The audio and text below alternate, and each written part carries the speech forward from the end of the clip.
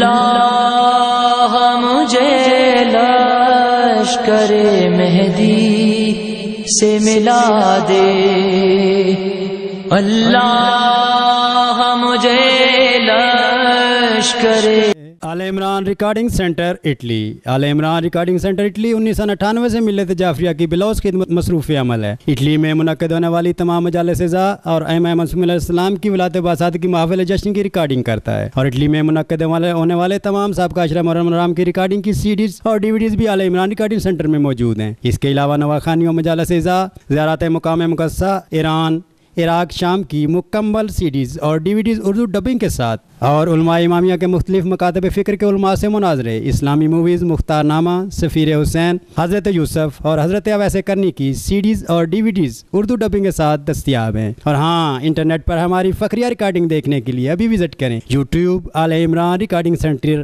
امامیہ Italy. رابطہ حاجی سید ذل Hasnain Jafri, cell 00393294759999، ای میل syedzilhasnain@yahoo.com۔ ماشاء اللہ لا حول ولا قوة الا باللہ العلی العظیم، علیہ توکلت و الیہ انیب و نعم المولا و نعم النصیر، رب اشرح لی صدری ویسر لی امری واحلل عقدۃ من لسانی یفقہوا قولی۔ اما بعد فقد قال اللہ تبارک و تعالی فی کلامہ المجید و فرقانہ الحمید و قولہ الحق وَهُوَ أَصْدَقُ الْقَائِلِينَ۔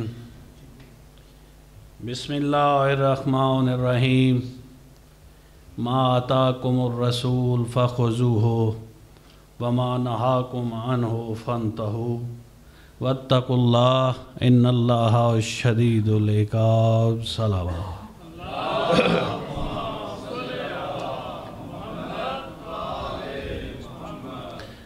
حسب عادت دعا گو ہوں، مولا آپ تمام حضرات کو آباد و شاد رکھے، آپ سب کی توفیقات میں اضافہ فرمائے۔ جس خلوص و محبت کے ساتھ آپ یہ خوبصورت جشن منا رہے ہیں، مولا آپ سب کی پریشانیوں کو دور فرمائے۔ اور خصوصاً آج 2 عیدوں کا دن ہے، ان ایام کے پرمسرت موقع پر میں اب تمام کی خدمت میں ہدیہ تبریک پیش کرتا ہوں۔ ایک وہ دن کہ جس دن حق اپنے مقام پہ آیا، دامن وقت میں گنجائش نہیں، نہ کوئی تمہید، صرف چند منٹ۔ میں تو آپ کی زیارت کے لیے آیا تھا، بلکہ سننے کے لیے جشن آیا تھا، تو حکم ہوا کہ آپ نے پڑھنا بھی ہے، تو تعمیل حکم کے لیے کہ یہ 2 ایام شیان حیدر کرار کے نزدیک اگر دنیا میں کوئی عید کا دن ہے تو وہ غدیر کا دن ہے۔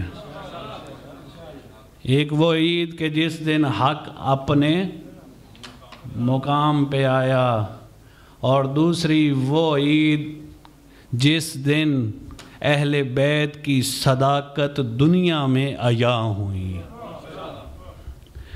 وہ کس طرح کہ آپ دیکھ لیں، میں نے مباہلہ یا غدیر نہیں پڑھنی، صرف ایک جملہ کہ جو ہر جنگ میں پیش ہوتا، علی ہر جنگ میں پیش ہوتے تھے، ہر مارکہ میں پیش، لیکن مباہلہ میں سب سے پیچھے۔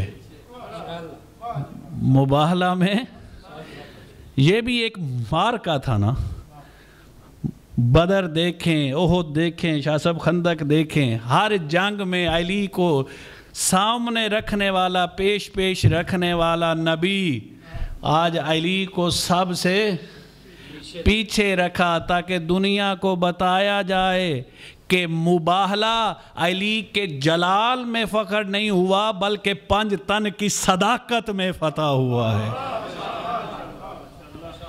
یہ علی کے جلال میں یا روح میں فتح نہیں ہوا، بلکہ 5 تن کی صداقت میں فتح ہوا ہے۔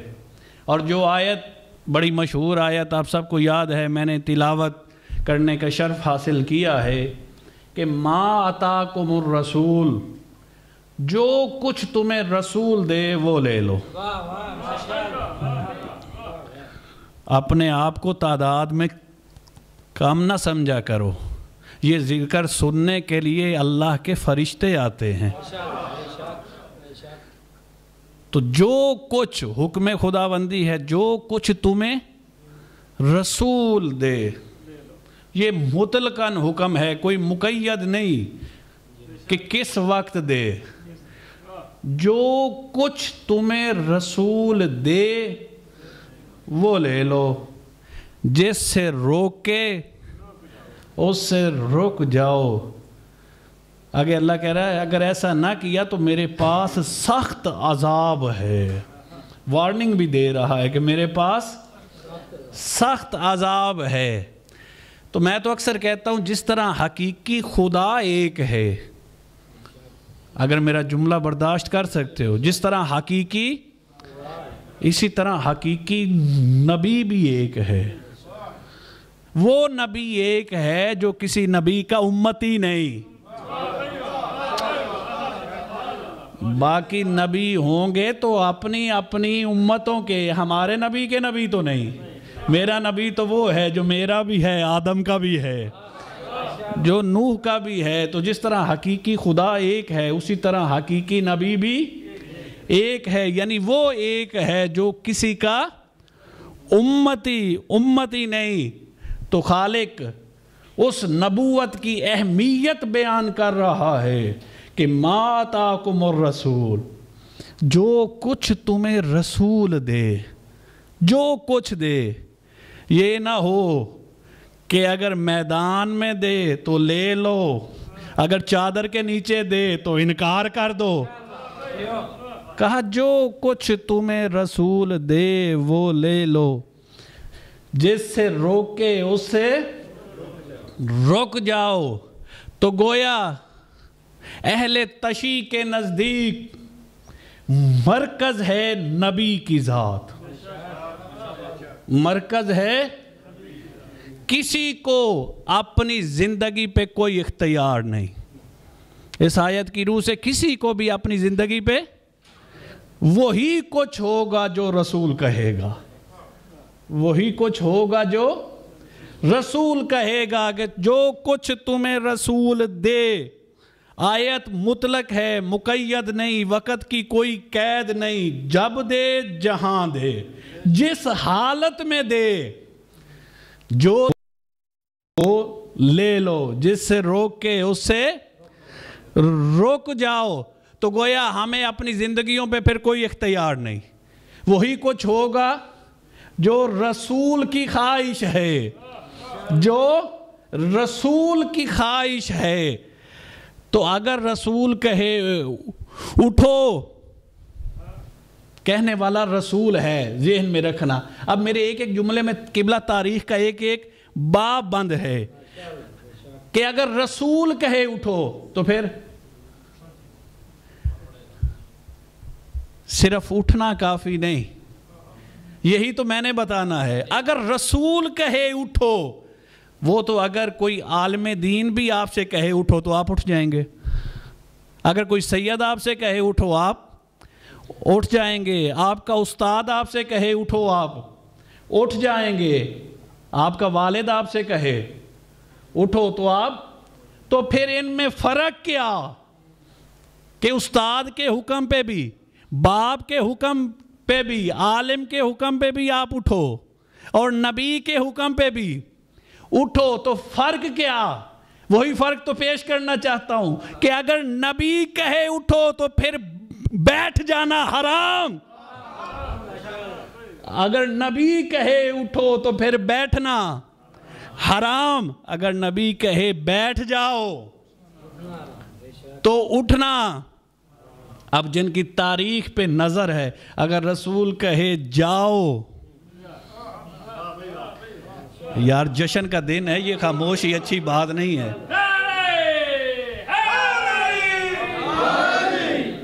کہنے والا، ذہن میں بات یہ رکھنی ہے، کہنے والا رسول ہو، اگر رسول کہے جاؤ میدان کی طرف، جاؤ تو واپس آنا حرام، اگر نبی کہے واپس آؤ تو بھاگ جانا۔ نعرہ تکبیر، نعرہ رسالت۔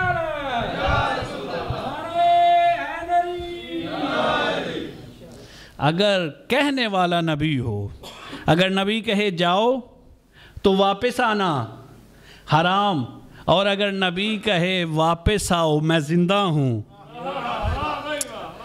واپس آؤ میں زندہ ہوں تو بھاگ جانا حرام۔ اگر نبی کہے سو جاؤ، اب جن کی تاریخ پہ نظر ہے وہ تو بولے نا، کہنے والا اگر نبی ہو، نبی کہے سو جاؤ، تو یہی تو وجہ ہے نا۔ کسی نے مولا امیر سے پوچھا یا علی کبھی سونے کا بھی اتفاق ہوا؟ کہا مجھے قسم ہے اس ذات کی جس کے قبضہ قدرت میں علی کی جان ہے، علی شب ہجرت جس کروٹ پہ سویا تھا صبح اسی کروٹ پہ اٹھا۔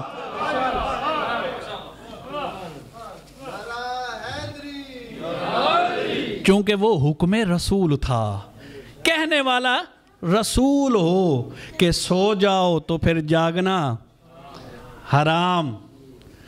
اب میں دیکھوں گا آپ کہاں تک سنیں گے۔ اگر رسول کہے بولو، کہنے والا رسول ہو، اگر رسول کہے بولو تو چپ رہنا، اگر رسول کہے بولو تو چپ رہنا حرام، اور اگر نبی غار میں کہے چپ رہو تو شور مچانا۔ اگر نبی کہے چپ رہو تو شور مچانا حرام۔ میں تو کہتا ہوں جن کی زندگیوں میں اتنے حرام ہوں، جن کی زندگیوں میں اتنے حرام ہو، میرے بھائیو جب وہ مومن نہیں بن سکتا تو اللہ جانے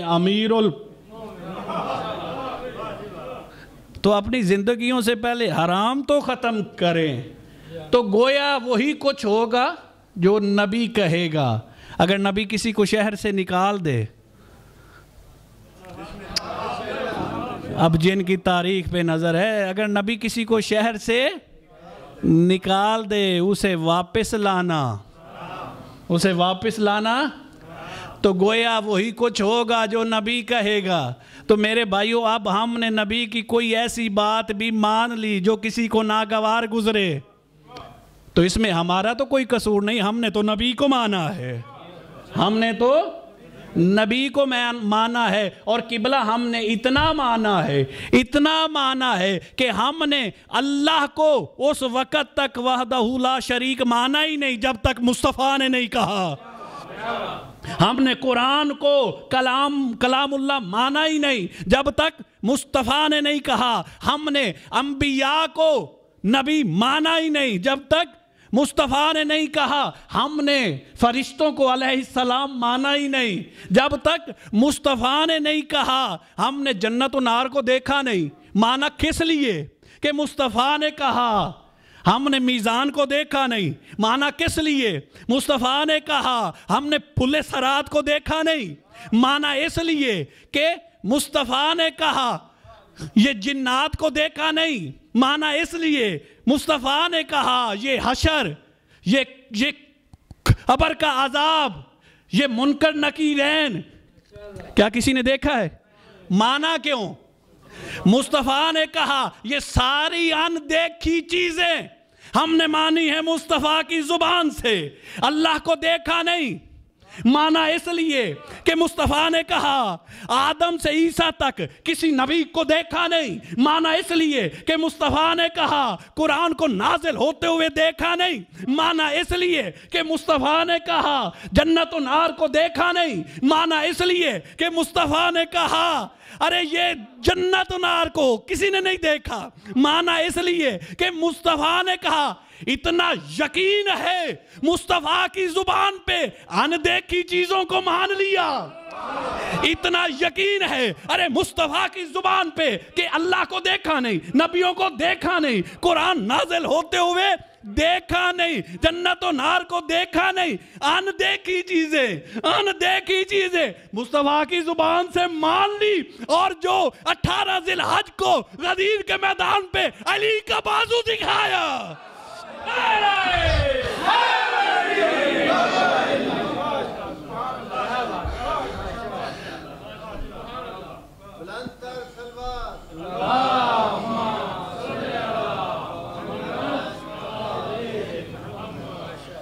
دامن وقت میں گنجائش نہیں، صرف 5 منٹ، کیونکہ میں وقت کا غاصب نہیں بننا چاہتا۔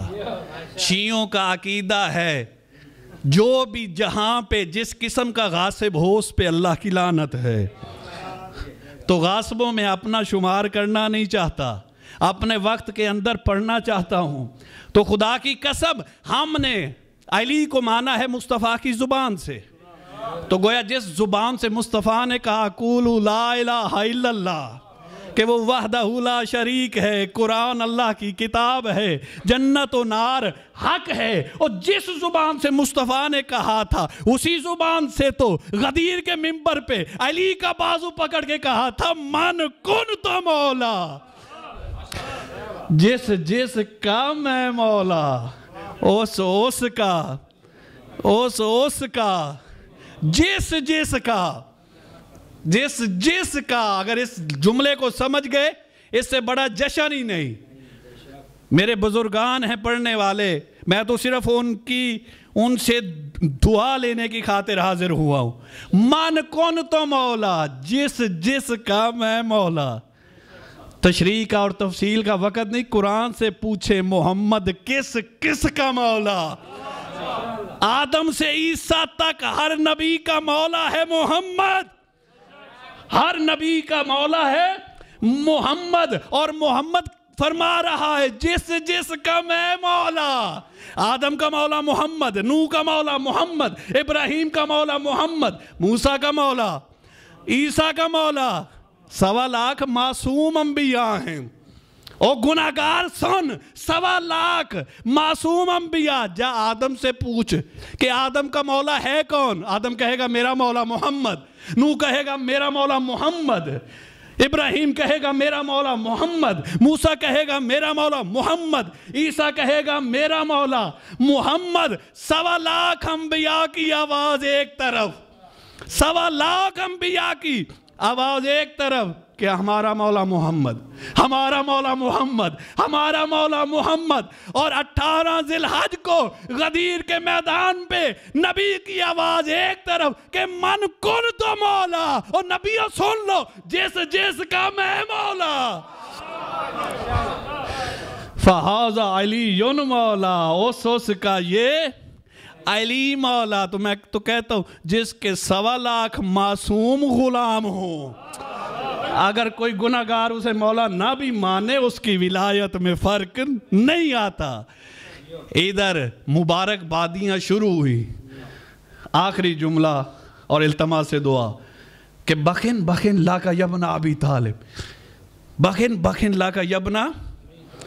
خدا کی قسم جب یہ مبارک بادیاں شروع ہوئی ہیں نا، جتنی خوبصورت مبارک علی کے شاگرد ساسا بن سوہان نے دی ہے، اتنے خوبصورت انداز سے شاہ جی میرا جی کرتا ہے میں ہر جشن میں اس کی مبارک بیان کروں۔ ساسا کہتا ہے، ساسا خاموش رہا، ادھر سارے مبارک دے رہے کہ سلیمان فارسی ساسا کے پاس آئے، کہتے ہیں ساسا بن سوہان آج تو تیرا آقا مولا بن گیا، آج تو آپ کا استاد مولا بن گیا، سارے مبارک باتیں دے رہے، ساسا تو نے مبارک نہیں دی۔ کہا مجھے سمجھ نہیں آتی کہ یہ تو جاہل ہیں جو علی کو مبارک دے رہے ہیں کہ علی تمہیں ولایت مل گئی، علی تمہیں یہ منبر مل گیا، علی تمہیں خلافت مل گئی، علی کو مبارک دے رہے ہیں۔ مجھے تو ان کی عقل پہ حیرانگی ہے کہ یہ علی کو مبارک دیتے ہیں۔ آؤ سنو ساسا بن سوہان کا عقیدہ۔ ساسا کہتا ہے زینت الخلافت، میں تو اس خلافت کو مبارک دیتا ہوں جسے علی مل گیا۔ میں تو اس ولایت کو مبارک دیتا ہوں جسے علی مل گیا، میں تو اس حکومت کو مبارک دیتا ہوں جسے علی مل گیا۔ تو مولا ہم سب کو صحیح معنی میں شیان حیدر اقرار بننے کی توفیق عطا فرمائے، ہماری اس عبادت کو اپنی بارگاہ میں منظور و مقبول فرمائے۔